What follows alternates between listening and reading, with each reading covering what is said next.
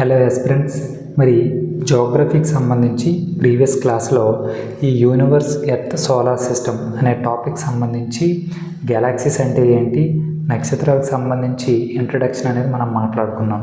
మరి ఈరోజు క్లాస్లో ఈ నక్షత్రాల్లో ఉండే రకాలు ఏంటి, అలాగే ఈ బ్లాక్ హోల్స్ అనేవి ఎలా ఫామ్ అవుతాయి అనే విషయాన్ని ఇక్కడ నీట్గా మాట్లాడుకునే ప్రయత్నం చేద్దామండి. ప్రీవియస్ క్లాస్లో మీకు ఏం చెప్పానండి, ఈ విశ్వ పదార్థంలో జరిగే కేంద్రక సంలీన చర్య ద్వారా విడుదలయ్యే శక్తి అనేది విద్యుదయస్కాంత తరంగాల రూపంలో విస్తరిస్తుంది అని చెప్పేసి మాట్లాడుకున్నాం. ఏంటండి ఈ విద్యుదయస్కాంత శక్తి. ఓకే, ఇది ఇలా ఉంచండి. చివరి వరకు ఏంటంటే బ్లాక్ హోల్స్, వీటిని మనము కృష్ణ బిలాలు అని చెప్పేసి పిలుస్తామండి. ఏమంటామండి? కృష్ణ బిలాలు, బ్లాక్ హోల్స్. చూడండి, ఇక్కడ ప్రీవియస్ క్లాస్లో ఏం చెప్పుకున్నామండి, ఈ విశ్వ పదార్థంలో కేంద్రక సంలీన చర్య జరగడం ద్వారా వాటిలో విడుదలయ్యే శక్తి అనేది విద్యుదయస్కాంత తరంగాల రూపంలో విస్తరిస్తుంది అని చెప్పేసి మాట్లాడుకున్నాం. ఈ శక్తి అనేది తర్వాత నక్షత్ర దశకు చేరుకున్నప్పుడు ఈ నక్షత్రాలు అనేవి స్వయం ప్రకాశక శక్తిగా ఎదుగుతాయి. మరి వీటి యొక్క స్వయం ప్రకాశక శక్తికి కారణం ఏంటండి? వాటి లోపల జరిగే కేంద్రక సంలీన చర్య. మరి ఈ కేంద్రక సంలీన చర్యకు కారణం ఏంటండి? హైడ్రోజన్ వాయువు. ఇలా కేంద్రక సంలీన చర్య అనేది నిరంతరం జరగడం వలన దాని లోపల ఉండే హైడ్రోజన్ యొక్క పరిమాణ స్థాయిలు అనేవి తగ్గిపోతాయి. అంటే ఇలా హైడ్రోజన్ అనేది పూర్తిగా తరిగిపోయిన తర్వాత ఈ నక్షత్రాలకు ఈ కేంద్రక సంలీన చర్య జరగడం అనేది ఆగిపోతుంది. సో ఎప్పుడైతే ఈ రియాక్షన్ అంటే న్యూక్లియర్ ఫ్యూజన్ రియాక్షన్ అనేది ఆగిపోతుందో ఈ నక్షత్రం అనేది స్వయం ప్రకాశక శక్తిని కోల్పోతుంది. అంటే సెల్ఫ్ ల్యూమినోసిటీ అనే నేచర్ని కోల్పోతుంది అనమాట. సో అలా కోల్పోయి చివరకు నోవా, సూపర్ నోవా అనే దశకు చేరుకుని end of the day black హోల్స్గా కన్వర్ట్ అవ్వడం జరుగుతుంది. మరి ఇదంతా జరిగే ప్రాసెస్లో ఫామ్ అయ్యే స్టార్స్ అనేవి డిఫరెంట్ టైప్స్ ఉంటాయండి. మరి ఏంటి సార్ ఆ వివిధ రకాల నక్షత్రాలు అంటే, ఫస్ట్ ఆఫ్ ఆల్ చూడండి, ఇక్కడ న్యూట్రాన్ స్టార్స్ అని పిలుస్తారండి కొన్నింటిని. ఏంటండి? న్యూట్రాన్. వీటిని మనము పల్సార్ స్టార్స్ అని చెప్పేసి పిలుస్తాం. ఓకే, ఇవి ఏంటి అంటే ర్యాపిడ్లీ రివాల్వింగ్ అనమాట. అంటే ఇవి చాలా వేగంగా తిరుగుతూ విద్యుదయస్కాంత శక్తిని విడుదల చేస్తూ ఉంటాయి. ఇవి ఏం చేస్తుంటాయండి? వేగంగా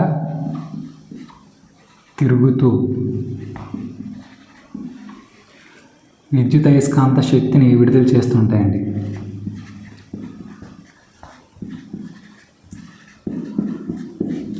అందుకని యాక్చువల్గా అంటే చాలా స్పీడ్గా తిరుగుతాయి అని చెప్పేసి మనకి పల్సర్ బైక్స్ ఏవైతే ఉన్నాయో మనం డైలీ లైఫ్లో వాడుతుండేవి, వాటికి పల్సర్ అని పేరు పెట్టడం జరుగుతుంది.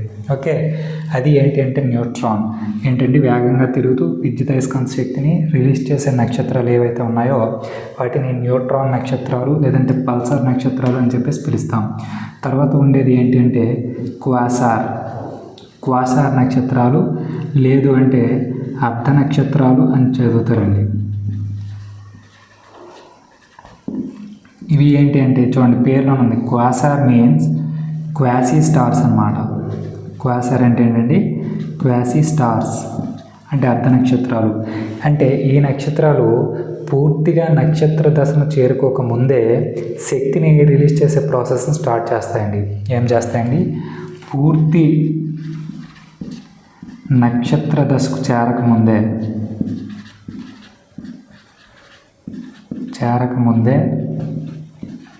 ఏం చేస్తాయండి? శక్తి విడుదల ప్రక్రియను ప్రారంభిస్తాయి అన్నమాట. శక్తి విడుదల ప్రక్రియను స్టార్ట్ చేస్తాయన్నమాట ఇవి క్వాసార్స్. మరి తర్వాత ఏంటి అంటే స్థిర నక్షత్రాలు అంటారండి. అంటే స్టేబుల్ స్టార్స్ అని చెప్పేసి పిలుస్తాం. స్థిర నక్షత్రాలు ఇవి ఏం చేస్తాయంటే ఇవి కేంద్రక సంలీన చర్య అనేది ప్రారంభమైన తర్వాత, అంటే ఈ టైప్ ఆఫ్ నక్షత్రాల్లో న్యూక్లియర్ ఫ్యూజన్ రియాక్షన్స్ అనేవి స్టార్ట్ అయిన తర్వాత ఒక స్థిరమైన పరిమాణంలో కాన్స్టెంట్గా ఏంటంటే శక్తిని రిలీజ్ చేస్తూ ఉంటాయి. ఏం చేస్తాయంటే కేంద్రక సంలీన చర్య అంటే న్యూక్లియర్ ఫ్యూజన్ అనే రియాక్షన్ స్టార్ట్ అయిన తర్వాత ఇవి అంటే నిర్దిష్ట కాల వ్యవధిలో ఒక స్టాండర్డ్ కంటిన్యూస్గా ఏంటంటే స్థిరమైన శక్తిని రిలీజ్ చేస్తూ ఉంటాయి. స్థిరమైన పరిమాణంలో శక్తిని రిలీజ్ చేస్తూ ఉంటాయి. అవి స్థిర నక్షత్రాలు. మరి తర్వాత ఏంటి అంటే మరి నెక్స్ట్ ఏంటండి బృహత్తార అంటే గెయింట్ స్టార్స్ అని చెప్పేసి పిలుస్తారండి. సాధారణంగా ఈ రకమైన నక్షత్రాలు అనేవి ఎలా ఉంటాయంటే పూర్తిగా అభివృద్ధి చెంది ఎలా అండి పూర్తిగా అభివృద్ధి చెంది అత్యంత ప్రకాశవంతంగా ఉంటాయండి. ఎలా ఉంటాయండి అత్యంత ప్రకాశవంతంగా ఉంటాయంట. ఓకే, వీటి లోపల జరిగే కేంద్రక సంలీన చర్య అనేది చాలా ఎక్కువ మొత్తంలో జరుగుతుంది.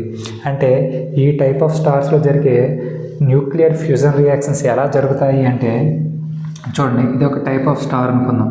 ఇందు లోపల కేంద్రక సంలీన చర్య జరగడానికి రీజన్ ఏంటంటే ఈ హైడ్రోజన్. ఇది ఎంత మొత్తంలో జరుగుతుంది అంటే దీని లోపల ఉండే హైడ్రోజన్ అనేది బయటకు వచ్చి అంటే ఈ నక్షత్రం యొక్క ఉపరితలానికి వచ్చి దీనిపైన ఒక ఉబ్బెత్తిన మాదిరిగా ఫామ్ అవ్వడం జరుగుతుందండి. ఎలా అండి ఉబ్బిన మాదిరిగా తయారవడం జరుగుతుంది. సో ఇలా తయారైన స్టార్స్కి ఎలా ఉంటుంది అంటే 2 రకాలుగా ఉంటాయండి. ఎలా అండి రెడ్ గెయింట్ అని అంటే ఎరుపు బృహత్తార అని, తర్వాత బ్లూ గెయింట్ అని 2 రకాలు ఉంటాయండి. అంటే నీలి బృహత్తార అని చెప్పేసి చదువుతాం. ఓకే, ఈ రెడ్ గెయింట్కి ఎగ్జాంపుల్ ఏంటంటే మన యొక్క సూర్యుడు. ఎవరండి సూర్యుడు ప్రజెంట్ ఈ రెడ్ గెయింట్ స్టేజ్లో ఉన్నారండి. ఇక్కడ ఈ రెడ్ గెయింట్లో ఉండే స్టార్స్ అనేవి ఎలా ఉంటాయంటే అంతరించే దశలో లేదంటే వాటి యొక్క జీవితకాలంలో చివరి దశలో ఉంటాయన్నమాట. ఇవి ఎలా ఉంటాయండి అంతరించే దశలో ఉండే స్టార్స్ అనేవి రెడ్ గెయింట్ కేటగిరీలోకి వస్తాయి అన్నమాట, లేదంటే చివరి దశలో ఉంటాయి అన్నమాట. ఓకే, ఇవి సాధారణంగా కొంచెం కూల్గా ఉంటాయి. కూల్గా అంటే ఏంటి సార్ సూర్యుడు చూస్తే బాగా మార్చేస్తున్నాడు మనల్ని, కూల్గా ఉంటాయి అంటారు ఏంటండి అంటే ఇవి బ్లూ గెయింట్తో పోల్చుకుంటే కొంచెం టెంపరేచర్ అనేది తక్కువగా ఉంటుంది. మరి రెడ్ గెయింట్స్లో ఉండే టెంపరేచర్ ఎంత ఉంటుందండి 3500 కెల్విన్స్ నుంచి 5000 కెల్విన్ల మధ్యలోనే ఉంటుందండి. 5000 కెల్విన్ కంటే పైకి ఉండడానికి అవకాశం లేదు. ఓకే, మరి బ్లూ గెయింట్ చూస్తే బ్లూ గెయింట్ అనేది ఎలా ఉంటుందంటే చాలా పెద్ద సైజులో ఉంటుందండి. అంటే వెరీ మ్యాసివ్, అంటే దీని యొక్క పరిమాణం అనేది చాలా పెద్దగా ఉంటుంది. అలాగే ఇవి చాలా వేడిగా ఉంటుందండి. బ్లూ గెయింట్స్ అనేవి ఎలా ఉంటాయంటే చాలా వేడిగా ఉంటాయి. మరి వీటిలో ఉండే టెంపరేచర్ ఎంత ఉంటుంది సార్ అంటే దాదాపు 10,000 కెల్విన్స్ నుంచి 30,000 కెల్విన్స్ వరకు ఉంటుందండి. మరి దీంతో పోల్చుకుంటే ఈ టెంపరేచర్ తక్కువే కదండి.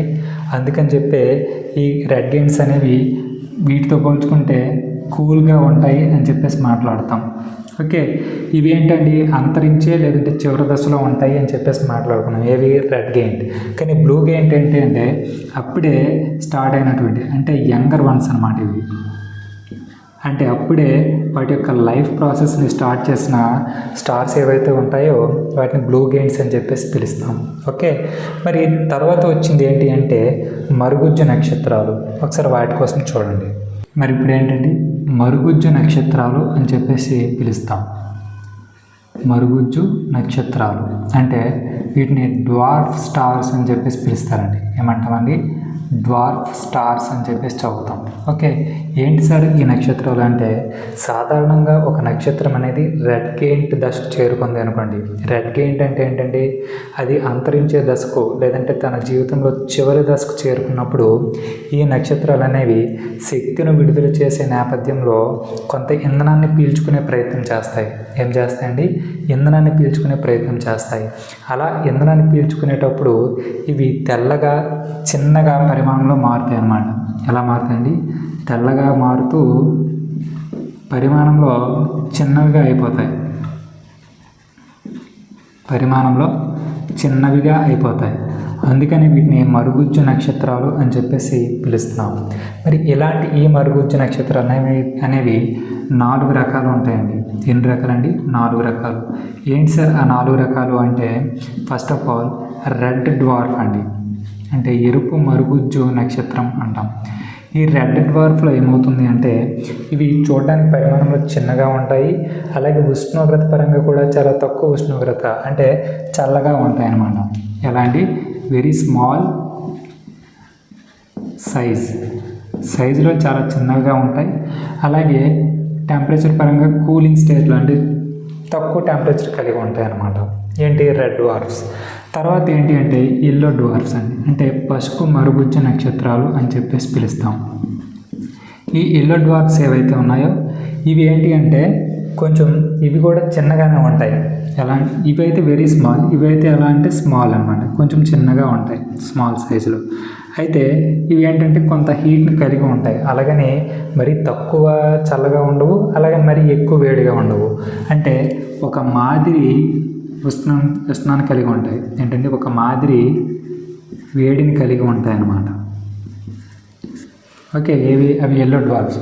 సాధారణంగా మన విశ్వంలో కనిపించే మోస్ట్ స్టార్స్ అన్నీ కూడా ఈ ఎల్లో డ్వార్ఫ్ రకానికి చెందినవేనండి. ఏంటండి, విశ్వంలో దాదాపు నక్షత్రాలన్నీ కూడా ఈ రకానికి చెందినవే. లైక్ ఏంటంటే దీనికి ఎగ్జాంపుల్గా మనము సన్ అనేది చెప్పుకోవచ్చు. అంటే మన సూర్యుడు లాంటి నక్షత్రాలు ఏవైతే ఉన్నాయో వాటిని మనము ఎల్లో డ్వార్ఫ్ కింద చెప్పుకోవడం జరుగుతుంది. ఓకే, తర్వాత చూస్తే ఇంపార్టెంట్ ఏంటి అంటే వైట్ డ్వార్ఫ్ అండి. ఇవి మనకి చాలా ఇంపార్టెంట్, ఎందుకంటే తర్వాత టాపిక్లో వీటి యొక్క రోల్ అనేది చాలా ఇంపార్టెంట్. ఈ వైట్ డ్వార్ఫ్స్ అనేవి ఏవైతే ఉంటాయో ఇవి పరిమాణంలో చాలా పెద్దగా ఉంటాయి. అంటే ఎలా అంటే మనకి దాదాపు ఎర్త్ సైజులో, అంటే భూమి యొక్క పరిమాణంలో ఉంటాయండి ఇవి దాదాపు ఉండి. ఇవి అనేవి కార్బన్తో తయారయ్యి ఉంటాయి, అంటే కంపోజ్డ్ ఆఫ్ కార్బన్. అంటే ఇవి కార్బన్ అలాగే ఆక్సిజన్ చేత నిర్మించబడి ఉంటాయి. ఓకే, ఇవి ఏంటి అంటే చాలా పెద్ద సైజులో ఉంటాయి. అలాగే వీటి యొక్క డెన్సిటీ అంటే సాంద్రత కూడా చాలా ఎక్కువ మొత్తంలో ఉంటుందండి. సాంద్రత కూడా చాలా ఎక్కువ మొత్తంలో ఉంటుంది ఈ వైట్ డ్వార్ఫ్స్కి. ఓకే, ఇవి అలా ఉంచుకోండి. ఇవి మనం ఏంటంటే స్టేబుల్ స్టార్స్గా ఐడెంటిఫై చేస్తాం. ఎందుకు అనేది తర్వాత బ్లాక్ హోల్స్ చెప్పుకునేటప్పుడు మీకు వీటి గురించి ఎక్స్ప్లెయిన్ చేస్తాను, కంగారు పడద్దు. తర్వాత వచ్చింది ఏంటి అంటే వైట్ అయిపోయిన తర్వాత బ్రౌన్ డ్వార్ఫ్. ఈ బ్రౌన్ డ్వార్ఫ్ అంటే ఏంటి అంటే ఈ నక్షత్రాలు అనేవి సాధారణంగా కేంద్రక సంలీన చర్యలు జరపడానికి కావలసినటువంటి ద్రవ్యరాశిని ఇవి కలిగి ఉండవు. ఏంటండి, కేంద్రక సంలీన చర్య, ఈ చర్య జరపడానికి కావలసిన ద్రవ్యరాశి అంటే మాస్ అనేది వీటికి ఉండదు. అవి ఏంటి అంటే బ్రౌన్ డ్వార్ఫ్స్ అన్నమాట. ఓకే, మరి నెక్స్ట్ ఏంటండి, 6th భేదాత్మక నక్షత్రాలు అని చెప్పేసి పిలుస్తామండి. అంటే వీటినే వేరియబుల్ స్టార్స్ అని చెప్పేసి పిలుస్తాం. ఓకే, వీటికి ఇంకొక పేరు ఏంటంటే అస్థిర నక్షత్రాలు లేదంటే చంచల నక్షత్రాలు అని చెప్పేసి పిలుస్తామండి. ఏమని పిలుస్తామండి? చంచల నక్షత్రాలు అని చెప్పేసి పిలుస్తాం. సాధారణంగా ఈ నక్షత్రాల్లో ఏమవుతుంది అంటే ఈ నక్షత్రాల్లో ఈ కేంద్రక సంలీన చర్య యొక్క ప్రభావం అనేది తగ్గుతున్న కొద్దీ ఇవి శక్తిని కోల్పోతూ ఉంటాయి. శక్తిని ఎప్పుడైతే కోల్పోతూ ఉంటాయో కొన్ని నిర్దిష్ట కాల వ్యవధుల్లో, అంటే ఒక రెగ్యులర్ ఇంటర్వెల్స్ ఆఫ్ టైంలో ఇదేంటంటే కొంత ఎక్కువ మొత్తంలో శక్తి రిలీజ్ చేస్తుంది, ఒక్కోసారి చాలా తక్కువ మొత్తంలో శక్తి రిలీజ్ చేస్తుంది. అంటే ఇలా విడుదల చేసే శక్తిలో భేదాలు అనేవి కనిపిస్తాయండి. అందుకనే వీటిని భేదాత్మక నక్షత్రాలు లేదంటే అస్థిర నక్షత్రాలు అని చెప్పేసి పిలుస్తున్నాం. విడుదల చేసే శక్తిలో డిఫరెన్స్ అంటే భేదం అనేది కనిపిస్తుంది. ఓకే, తర్వాత ఏంటి అంటే తాత్కాలిక నక్షత్రాలు అని చెప్పేసి పిలుస్తామండి. ఏంటండి? తాత్కాలిక నక్షత్రాలు. వీటిని మనము టెంపరరీ స్టార్స్ అని కూడా పిలుస్తామండి. టెంపరరీ స్టార్స్ అని చెప్పేసి పిలుస్తాం. ఓకే, ఈ తాత్కాలిక నక్షత్రాలు అంటే ఏంటి అంటే ఈ భేదాత్మక లేదంటే చంచల దశకు చేరుకున్నప్పుడు, అంటే నక్షత్రాలు అనేవి ఈ చంచల దశకు చేరుకున్నప్పుడు ఏమవుతాయంటే వాటిలో ఉండే శక్తి అనేది మొత్తం కూడా బయటకు వచ్చేస్తుంది. అంటే శక్తి అనేది పూర్తిగా కోల్పోతాయి. ఇలా బయటకు వచ్చిన శక్తి అనేది మనకి ఎలా కనిపిస్తుంది అంటే ఒక పేలినట్లు అంటే విస్ఫోటనం చెందినట్లు మనకు కనిపిస్తాయి అన్నమాట. ఏంటంటే చూడండి, ఇప్పుడు ఇది ఒక నక్షత్రం అండి. ఇందులో పూర్తిగా కేంద్రక సంలీన చర్య అనేది అయిపోయిన తర్వాత ఇవేంటంటే శక్తిని కోల్పోతాయి. అంటే వీటి లోపల ఉండే శక్తి లేదంటే ప్రకాశవంతత అంతా కూడా బయటకు వచ్చేస్తుంది. ఇలా బయటకు వచ్చినప్పుడు ఇది మనకి ఎలా కనిపిస్తుంది అంటే ఒక విస్ఫోటనం మాదిరి కనిపిస్తుంది అన్నమాట. ఎలా అండి, ఒక విస్ఫోటనంలా మనకేంటంటే కనిపిస్తుంది. సో అలా కనిపించే దశను మనం ఏమంటామంటే నోవా లేదంటే సూపర్ నోవా అని చెప్పేసి పిలుస్తాం అన్నమాట. ఏమని అంటామండి, నోవా లేదంటే సూపర్ నోవా అని చెప్పేసి పిలుస్తాం.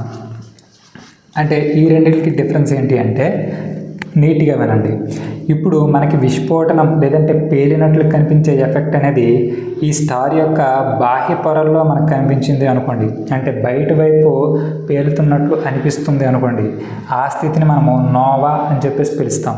ఓకే, అలా కాకుండా ఈ పేలిన ఎఫెక్ట్ అనేది మొత్తం స్టార్ మీద కనిపించింది అనుకోండి, అంటే ఈ ఎఫెక్ట్ అంతా కూడా మొత్తం స్టార్లో మనకు కనిపించింది అనుకోండి, దాన్ని మనం ఏమంటామంటే సూపర్ నోవా అని చెప్పేసి పిలుస్తాం. ఓకే, అంటే సింపుల్గా ఎక్స్ప్లోజన్ ఆఫ్ స్టార్స్ ఏంటంటే నోవా, సూపర్ నోవా అనమాట. ఓకే, అది ఓన్లీ సర్ఫేస్ ఏరియాలో ఎక్స్టర్నల్గా కనిపిస్తే దాన్ని నోవా అంటాం.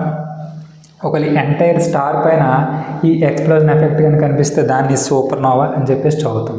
ఓకే, అది ఇప్పుడు మనం ఏమని చెప్పుకున్నామండి, ఈ సూపర్ నోవా దశ ఏదైతే ఉందో ఈ సూపర్ నోవా దశ నుంచి మనకి పుట్టుకొచ్చినవి ఏంటి అంటే బ్లాక్ హోల్స్ అని చెప్పేసి మాట్లాడుకున్నాం.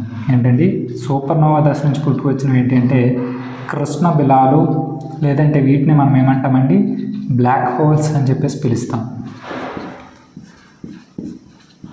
సో ఇప్పుడు ఈ బ్లాక్ హోల్స్ కోసం డీటెయిల్గా తెలుసుకునే ప్రయత్నం చేద్దాం, వినండి. ఇప్పుడు నెక్స్ట్ ఏంటండి, బ్లాక్ హోల్స్ అంటే కృష్ణ బిలాలు. సాధారణంగా చూడండి, ఈ బ్లాక్ హోల్స్ అనే పదాన్ని ఫస్ట్ టైం యూజ్ చేసిన వ్యక్తి ఎవరు అంటే మనకి జాన్ వీలర్ అనే ఒక అమెరికన్ సైంటిస్ట్ అండి. ఎవరండి, జాన్ వీలర్. ఇతను అమెరికా దేశానికి చెందినటువంటి ఒక ఖగోళ శాస్త్రజ్ఞుడు. మరి ఈ పదాన్ని మొట్టమొదటిసారిగా 1967లో ఇతను యూజ్ చేయడం జరిగింది.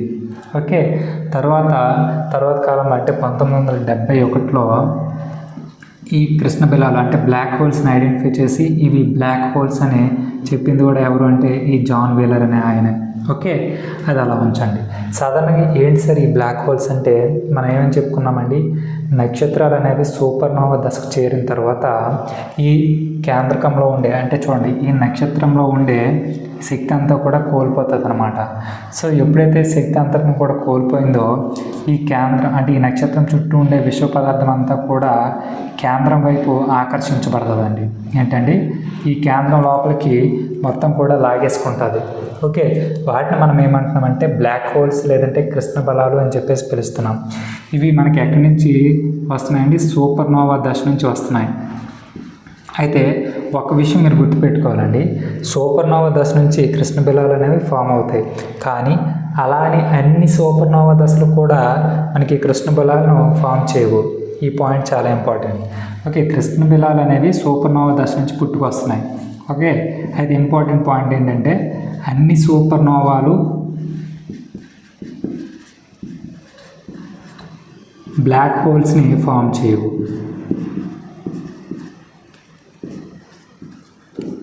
ఓకే, అన్ని సూపర్ నోవా దశలు బ్లాక్ హోల్స్ని ఫామ్ చేయవు. ఓకే, అది గుర్తుపెట్టుకోండి. సాధారణంగా ఈ బ్లాక్ హోల్స్ అనేవి అత్యధిక గురుత్వాకర్షణ శక్తిని కలిగి ఉంటాయి. అంటే ఇవేంటంటే వీటి చుట్టుపక్కల ఎలాంటి ఆబ్జెక్ట్స్ వచ్చినా కూడా వాటిని తన లోపలికి లాగేసుకుంటుంది అనమాట. దానికి రీజన్ ఏంటి అంటే వీటికి ఉండే గురుత్వాకర్షణ శక్తి అంటే గ్రావిటేషనల్ ఫోర్స్ అనేది చాలా ఎక్కువగా ఉంటుందండి. గురుత్వాకర్షణ బలం అనేది చాలా ఎక్కువగా ఉంటుంది. ఓకే, అలాగే ఇవి అత్యంత సాంద్రతను కలిగి ఉంటాయి. ఓకే, వీటి యొక్క ద్రవ్యరాశి అనేది మన సూర్యుడి ద్రవ్యరాశి కన్నా కూడా చాలా ఎక్కువ. ఎంత ఉంటుంది అంటే వీటి యొక్క ద్రవ్యరాశి అనేది సూర్యుని ద్రవ్యరాశికి 1.4 టైమ్స్ ఉంటుందండి. సూర్యుని ద్రవ్యరాశికి 1.4 టైమ్స్ అంటే 1.4 రెట్లు ఉంటుందంట ఏంటి బ్లాక్ హోల్ యొక్క ద్రవ్యరాశి. మరి ఎంత సార్ అది అంటే చూడండి, ముందు సూర్యుడి యొక్క ద్రవ్యరాశి ఎంత అది మనకు తెలియాలి. ఎంత అంటే 1.989 ఇంటూ 10⁻30 కేజెస్ అండి. అంటే ఆల్మోస్ట్ 2 ఇంటూ 10⁻30 కేజెస్ అనమాట. ఓకే, ఈ ద్రవ్యరాశికి 1.4 రెట్లు ఏంటంటే బ్లాక్ హోల్స్ అనేది ఉంటుంది. ఓకే, మరి ఇలాంటి ఈ బ్లాక్ హోల్స్ని మొట్టమొదటిసారిగా ఊహించింది అంటే ఈ యూనివర్స్లో ఈ బ్లాక్ హోల్స్ లాంటి కొన్ని నిర్మాణాలు అనేవి ఉన్నాయి అని చెప్పి ఇమేజిన్ చేసిన ఫస్ట్ పర్సన్ ఎవరు అంటే మనకి ఆల్బర్ట్ ఐన్స్టీన్ అండి. ఎవరండి? Albert Einstein. ఇతను తన యొక్క సాపేక్షత సిద్ధాంతంలో, అందులో అండి సాపేక్షత సిద్ధాంతం లేదంటే థియరీ ఆఫ్ రిలేటివిటీ అని చెప్పేసి చదువుతుంది. దీన్ని ఏమంటారండి? Theory of relativity. ఓకే, ఇలా చదువుతారనమాట దీన్ని. ఓకే, ఈ సిద్ధాంతంలో 1916లో ఫస్ట్ టైం ఇలాంటి నిర్మాణాలు అనేవి యూనివర్స్లో ఉన్నాయి అని చెప్పేసి మనకి ఇమాజిన్ చేయడం జరిగింది. అయితే వాటికి బ్లాక్ హోల్స్ అని పేరు పెట్టి వాటిని ఐడెంటిఫై చేసింది ఎవరంటే జాన్ వీలర్. ఓకే, ఇలాంటి ఈ బ్లాక్ హోల్స్ పైన అత్యధిక మొత్తంలో ఎక్స్పెరిమెంట్స్ అంటే ప్రయోగాలు చేసిన వ్యక్తి ఎవరు అంటే మనందరికీ తెలిసిన వ్యక్తే స్టీఫెన్ హాకిన్స్ అండి. ఎవరండి? విలియం స్టీఫెన్ హాకిన్స్ అనమాట. ఓకే, అయితే ఈ స్టీఫెన్ హాకిన్స్ 1974లో మొత్తం అదే పనిగా ఈ బ్లాక్ హోల్స్ పైన ఎక్స్పెరిమెంట్స్ చేయడం జరుగుతుంది. మరి అందరూ ఫారినర్సే కనిపిస్తున్నారు, మన ఇండియా నుంచి ఎవరు లేరా సార్ అంటే ఉన్నారండి. ఆయన మనకి ఎవరు అంటే సుబ్రహ్మణ్య చంద్రశేఖర్.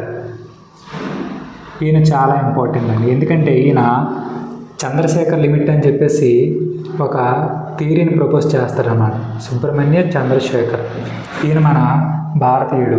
ఓకే, ఇతనికి 1983లో ఈ బ్లాక్ హోల్స్ పైన ఎక్స్పెరిమెంట్స్ అంటే ప్రయోగాలు చేస్తున్నందుకు గాను ఇతనికి 1983లో భౌతిక శాస్త్ర విభాగంలో నోబెల్ ప్రైజ్ అనేది వస్తుంది. అయితే ఇతనితో పాటు నోబెల్ ప్రైజ్ అందుకున్న ఇంకో వ్యక్తి ఎవరు అంటే ఆల్ఫ్రెడ్ ఫౌలర్ అండి. ఎవరండి? ఆల్ఫ్రెడ్ ఫౌలర్ అనే సైంటిస్ట్ అనమాట. Okay, William Alfred Fowler and Subrahmanya Chandrasekhar ఇద్దరు కూడా 1983లో ఈ బ్లాక్ హోల్స్ పైన చేస్తున్న స్టడీకి గాను వీళ్ళకి ఫిజిక్స్ విభాగంలో నోబెల్ ప్రైజ్ రావడం జరుగుతుంది. ఓకే, అయితే ఇక్కడ ఈ సుబ్రహ్మణ్య చంద్రశేఖర్ ఎవరైతే ఉన్నారో ఈయన కోసం ఇంపార్టెంట్ విషయం మాట్లాడుకోవాల్సింది ఏంటి అంటే చంద్రశేఖర్ లిమిట్ అండి. ఏంటండి? చంద్రశేఖర్ లిమిట్. ఇది చాలా ఇంపార్టెంట్, నీట్గా వినండి. ఈ చంద్రశేఖర్ లిమిట్ అంటే ఏంటి అంటే ఇప్పుడు స్టేబుల్ స్టార్స్ అనేసి ఇందాక వైట్ డ్వార్ఫ్స్ కోసం మాట్లాడాం.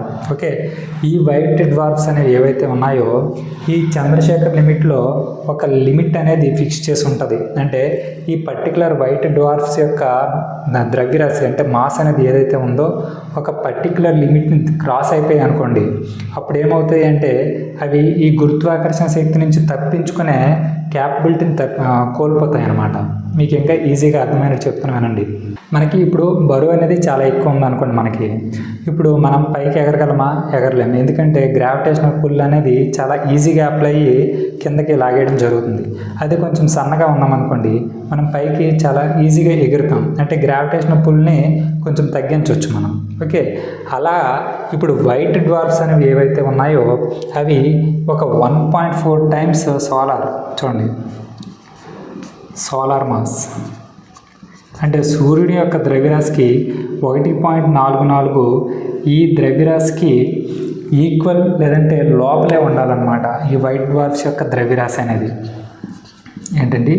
తెలుపు మరుగుజ్జు నక్షత్రాలు ఏవైతే ఉన్నాయో వీటి యొక్క ద్రవ్యరాశి అనేది less than or equal to ఇదనమాట.